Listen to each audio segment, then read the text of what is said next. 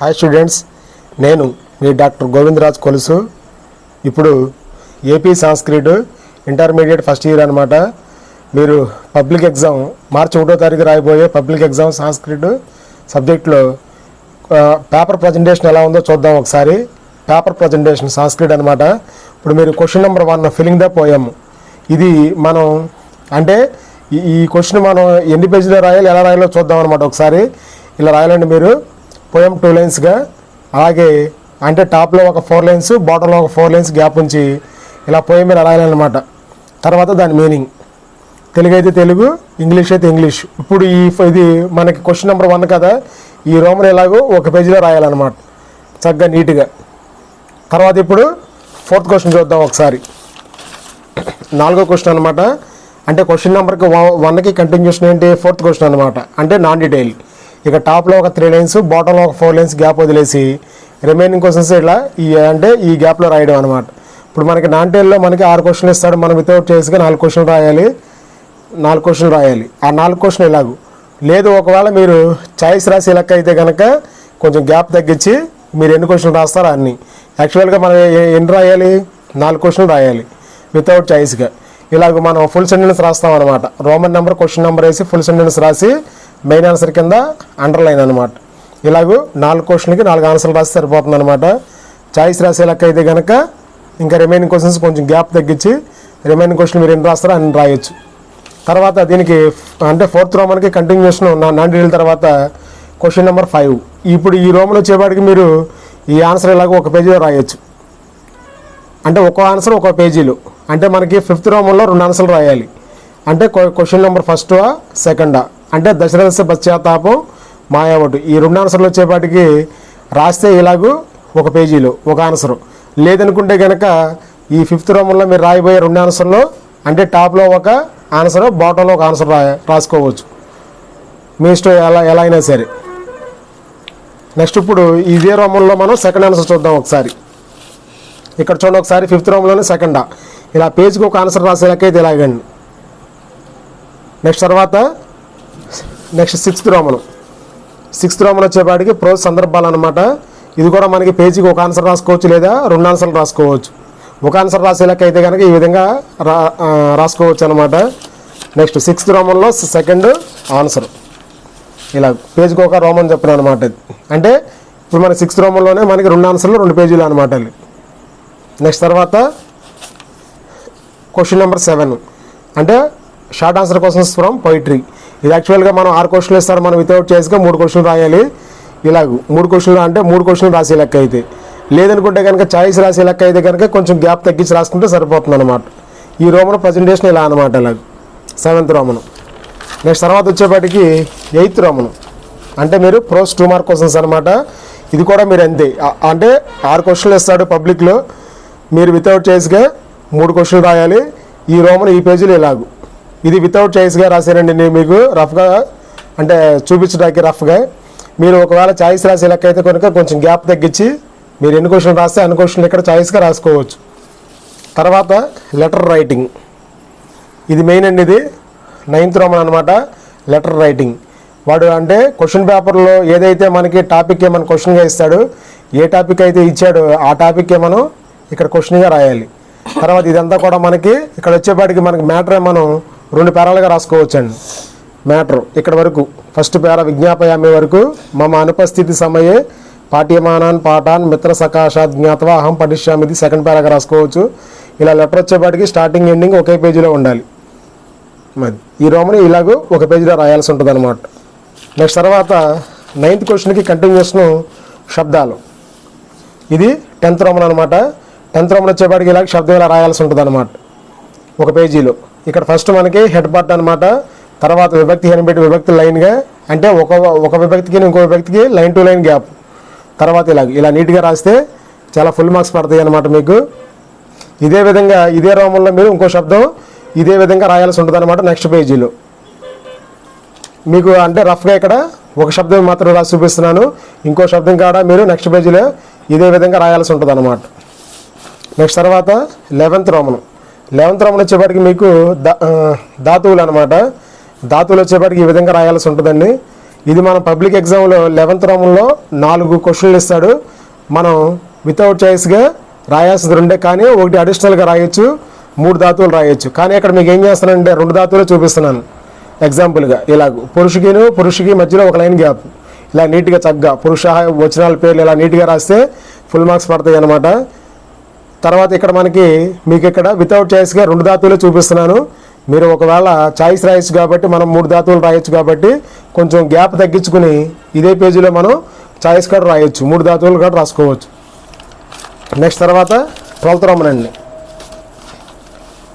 12th Roman వచ్చేపాటికి సందులు అనమాట. మనకి ఈ సందులు వచ్చేపాటికి యాక్చువల్గా మనకి 6 ఎగ్జాంపుల్స్ ఇస్తాడు. వితౌట్ చాయిస్గా మనం 3 రాయాలి. దీంట్లో మనం అంటే క్వశ్చన్ పేపర్లో అంటే వాడు ఇచ్చిన క్వశ్చన్ అనమాట. క్వశ్చన్ రాయాలి, ఇక్కడ కల్పిస్తాడు 12th రోమన్లో, దాన్ని విడదీయడం సంధి పేరు ఇలా క్రాస్గా అనమాట. అలా చూడడానికి నీట్గా చాలా ఎక్సలెంట్గా అనమాట ప్రజెంటేషన్. తర్వాత సెకండ్ వచ్చేపాటికి వాడు ఇచ్చిన క్వశ్చన్, దాన్ని విడదీసి తర్వాత సంధి పేరు. తర్వాత 3వ క్వశ్చన్, వాడు ఇచ్చిన క్వశ్చన్ పేపర్లో ఉన్న క్వశ్చన్, దాన్ని మనం విడదీయడం సంధి పేరు. ఇలాగ మేము యాక్చువల్గా మనం 3 రాయాలి వితౌట్ చాయిస్గా. మీకు 3 చూపిస్తున్నాను. మీరు ఇంకా చాయిస్ రాసే లెక్క అయితే కొంచెం గ్యాప్ తగ్గించుకుంటే సరిపోతుంది అనమాట. మీరు మొత్తం రాసే లెక్క అయితే 6 రాసుకోవచ్చు, లేదు 4 రాస్తానంటే 4, 5 రాస్తానంటే 5, 6 రాస్తానంటే 6. కొంచెం గ్యాప్ తగ్గించుకుని ఇదే పేజీలో మీరు అడ్జస్ట్మెంట్ చేసుకుంటే సరిపోతుంది అనమాట. చాలా నీట్గా ఫుల్ మార్క్స్ పడతాయి. తర్వాత ఇప్పుడు చూసుకునే లెక్క అయితే 12th రోమన్ మనం ఎలా రాస్తున్నామో ఒక పేజీలో 13th రోమన్ కూడా మీకు ఆల్రెడీ ఇలా ఎగ్జాంపుల్గా చూపిస్తున్నాం అనమాట. అది నేను రాయలేదు. అంటే 12th రోమన్ లాగానే 13th రోమన్ కూడా మీరు వితౌట్ అయితే విత్ అయితే విత్ చాయిస్తో రాసుకోవచ్చు ఇదే విధంగా 13th రోమన్ కూడా. నెక్స్ట్ తర్వాత 14th రోమన్ ట్రాన్స్లేషన్స్ అనమాట. ఇలాగ మనం వితౌట్ చాయిస్గా అంటే 5 out of 5 5 ఇస్తారు, 5 రాయాలి. ఇలాగ తెలుగులో అయితే తెలుగులో, ఇంగ్లీష్లో అయితే ఇంగ్లీష్లో. మనం ఎస్ఐ క్వశ్చన్ బేస్ చేసుకుని ఈ ట్రాన్స్లేషన్స్ రాయాల్సి ఉంటుంది అనమాట. ఎస్ఐలు కనుక మనం ఎందుకంటే ఫుల్ మార్క్స్ 12 మార్కులు కాబట్టి 20 మార్కుల్లో మెజారిటీ మార్క్స్ కాబట్టి ఆ ఎస్ఐ క్వశ్చన్ బేస్ చేసుకుని ఈ ట్రాన్స్లేషన్స్ రాయాల్సి ఉంటుంది. ఎస్ఐలు కనుక మీరు తెలుగు రాస్తారంటే ట్రాన్స్లేషన్ తెలుగు, లేదు ఎస్ఐ క్వశ్చన్ కనుక మేము ఇంగ్లీష్ మీడియంలో రాస్తామంటే కనుక ట్రాన్స్లేషన్స్ ఇంగ్లీష్లో రాయాలి. ఇలా 5 ఇది ప్రజెంటేషన్ ఇలా అనమాట. ఈ రోమను 14th రోమను ఈ విధంగా రాస్తే ఎగ్జామినర్ని మనం మోటివేట్ చేయొచ్చు అనమాట. తర్వాత వచ్చేపాటికి మనకి 15th రోమను పొయిట్రీ 1 మార్క్ క్వశ్చన్స్. ఇలా మనకి 5 out of 5 ఈ రోమన్కి మనకి చాయిస్ ఉంటుంది కాబట్టి దీన్ని మీరు ముఖ్యంగా గమనించాల్సింది ఏంటంటే వాడు అడిగేదే అంటే క్వశ్చన్ పేపర్లో ఏకైనా 10 అయినా సమాధానం లిఖితాన్ని ఇస్తాడు, అంటే 1 word ఆన్సర్లో రాయమని. దీన్ని విద్యార్థులందరూ కూడా ఫుల్ సెంటెన్స్ రాయొచ్చు, లేదా 1 word ఆన్సర్లో రాసుకోవచ్చు. ఇలాగ ఇది ఈ రోమన్ వచ్చేపాటికి ప్రజెంటేషన్ ఇలా రాయాల్సి ఉంటుంది అనమాట. ఇది ఇలా నీట్గా రాసుకుంటే చాలా ఎగ్జామినర్ని మనం మోటివేట్ చేయొచ్చు అనమాట. తర్వాత వచ్చేపాటికి 16th రోమన్ లాస్ట్ రోమన్ అనమాట. ఇది కూడా మనకి అంతే, ప్రోజ్ 1 మార్క్ క్వశ్చన్స్ అనమాట. ఇలా మనం ఈ పేజీలో ఈ రోమన్లో ఈ పేజీలో ఈ 5 క్వశ్చన్ చాలా నీట్గా రాసుకోవచ్చు. రాయగలిగితే ఫుల్ సెంటెన్స్, లేదనుకుంటే కనుక 1 word ఆన్సర్లో కూడా ఆన్సర్లు రాసుకోవచ్చు ఇలాగ నీట్గా. ఇప్పుడు మనం చివరిలో స్టోరీలు చూద్దాం, ఎస్ఐ క్వశ్చన్ ఎలా రాయాలో. ఇప్పుడు చూడండి, మీకు రఫ్గా ఒక క్వశ్చన్ నెంబర్ 2 ఇచ్చారనమాట. అన్ని క్వశ్చన్లు అయిపోయిన తర్వాత మీరు చివరిలో ఏం చేయాలంటే స్టోరీలు రాయాలి. అంటే టైం మేనేజ్మెంట్ చాలా ఇంపార్టెంట్ అనమాట. ఎగ్జామ్లో పబ్లిక్ ఎగ్జామ్లో 3 hours ఉంటుంది కదా, టైం మేనేజ్మెంట్ చాలా ఇంపార్టెంట్. కాబట్టి ఈ సమయాన్ని బేస్ చేసుకుని మీరు స్టోరీలు రాయాలి. ఇప్పుడు మీరు అన్నీ రాసేస్తారు, ఇంకా రిమైనింగ్ 2 స్టోరీలు రాయాలి. 1 hour మిగిలింది అనుకోండి ఎగ్జాంపుల్గా, అప్పుడు ఏం చేస్తారు, పొయిట్రీ ఎస్ఐకి 1/2 hour కేటాయించండి, రిమైనింగ్ 1/2 hour ప్రో స్టోరీకి రాసే విధంగా ప్లాన్ చేసుకోండి. లేదు ఒకవేళ అన్నీ అయిపోయి 2 స్టోరీలు రాయాలి, మనకి 40 minutes మిగిలింది, అప్పుడు ఏం చేస్తారు, 20 minutes poetry story, remaining 20 minutes pro story. అలాగూ ఆ సమయం అంటే ఆ టైం మేనేజ్మెంట్ చాలా ఇంపార్టెంట్ అనమాట. ఆ సమయాన్ని బేస్ చేసుకుని ప్రతి ఒక్కరు కూడా స్టోరీలు ఇలా నీట్గా రాస్తే మనకి మీరు అనుకున్నటువంటి టాప్ మార్కు 99 మార్కులు ఈజీగా చాలా ఈజీగా రీచ్ అవ్వచ్చు. ఎగ్జామినర్ని ఎవరైతే మీ పేపరు పబ్లిక్ ఎగ్జామ్లో వాల్యూ చేస్తారో ఆ ఎగ్జామినర్ మన పేపర్ చూడంగానే మోటివేట్ అయిపోవాలి, అంటే మార్కులు వేసే విధంగా ఉండాలి ఫుల్ మార్క్స్. కాబట్టి మనం ప్రజెంటేషన్ విషయంలో చాలా కేర్ఫుల్గా ఉండాలి ప్రతి ఒక్కళ్ళు కూడా, విద్యార్థులందరూ కూడా ప్రజెంటేషన్ విషయంలో. కాబట్టి ఈ వీడియో మీకోసమే, ఎందుకంటే రేపు మీరు రాయబోయే పబ్లిక్ ఎగ్జామ్లు ఈ విధంగా రాసి మీరు ఫుల్ మార్క్స్ అంటే టాప్ మార్క్ వచ్చేప్పటికి 99 మార్కులు ప్రతి ఒక్కరు కూడా తెచ్చుకుంటారని మనస్ఫూర్తిగా ఆశిస్తున్నాను. ఒకసారి ఎస్ఏ క్వశ్చన్ చూద్దాం. ఈ విధంగా రాయాలండి, కవిపరిచయం సంస్కృతిలో. తర్వాత వచ్చేపాటికి ఇలాగ సబ్ హెడ్డింగ్స్ అనమాట. దీనికి లైన్ టు లైన్ గ్యాప్ ఉంచి రాయటం కుదరదు. ఇలా సబ్ హెడ్డింగ్స్ కంపల్సరీ. ఇలా సబ్ హెడ్డింగ్ కింద ఇలాగ ఒక పేరాకి 4 లైన్స్గా రాయండి. సబ్ హెడ్డింగ్కి పేరాకి ఒక లైన్ గ్యాప్ ఉంచండి ఇలాగ నీట్గా. మీకు అంటే ఎగ్జాంపుల్గా ఒక సెకండ్ స్టోరీలో ఒక 3 పారాస్ మటుకి మీకు చూపిస్తున్నాను. ఇదే విధంగా మీరు మిగిలిన ఈ ఎస్ఐగా అంటే దాదాపు కనీసం మీరు 2 పేజెస్ రాయాలండి. 2 పేజెస్ అంటే ఎలాగో ఒక page front and back both side, remaining పేజీలో సింగిల్ సైడ్ అంటే దాదాపు 3 పేజీలు రాయాలి ఒక ఎస్ఐ. ఇది ఈ విధంగా రాసి మీరందరూ కూడా మీరు అనుకున్నటువంటి సంస్కృత సబ్జెక్టులో టాప్ మార్క్ 99 కాబట్టి అందరూ కూడా ప్రజెంటేషన్ చాలా నీట్గా రాసి మీరు అనుకున్నటువంటి టాప్ మార్క్ రీచ్ అవుతారని మనస్ఫూర్తిగా ఆశిస్తున్నాను. మరిన్ని వీడియోస్ కోసం నా ఛానల్ని లైక్ చేసి సబ్స్క్రైబ్ చేయమని. స్టూడెంట్స్, ఈ విధంగా నేను చూపించిన విధంగా వీడియోలో ప్రతి ఒక్కరు కూడా ఇదే విధంగా రేపు మీరు సంస్కృత ఎగ్జామ్లో పబ్లిక్ ఎగ్జామ్ సంస్కృతిలో ఇదే విధంగా ప్రజెంటేషన్ రాసి మంచి మార్కులు తెచ్చుకుంటారని మీ అందరికీ కూడా రేపు పబ్లిక్ ఎగ్జామ్ రాయబోయే విద్యార్థులందరికీ కూడా ముందుగా అందరికీ ఆల్ ది బెస్ట్, శుభం భూయాత్. అలాగే ప్రతి ఒక్కరు కూడా ఎగ్జామ్ బాగా రాసి మీరు అనుకున్నటువంటి టాప్ మార్క్ రీచ్ అవ్వండి.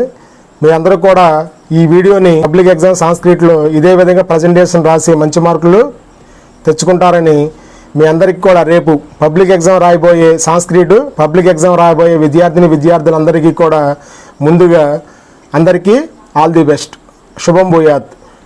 అలాగే ప్రతి ఒక్కరు కూడా ఎగ్జామ్ బాగా రాసి మీరు అనుకున్నటువంటి టాప్ మార్క్ రీచ్ అవ్వండి. మీ అందరూ కూడా ఈ వీడియోని చూసి స్కిప్ చేయకుండా లాస్ట్ వరకు చూసి ప్రజెంటేషన్ చాలా ఎక్సలెంట్గా రాసి అలాగే అంటే ఈ వీడియోని చూసి నా ఛానల్ని ఈ వీడియోని లైక్ చేసి నా ఛానల్ని సబ్స్క్రైబ్ చేయమని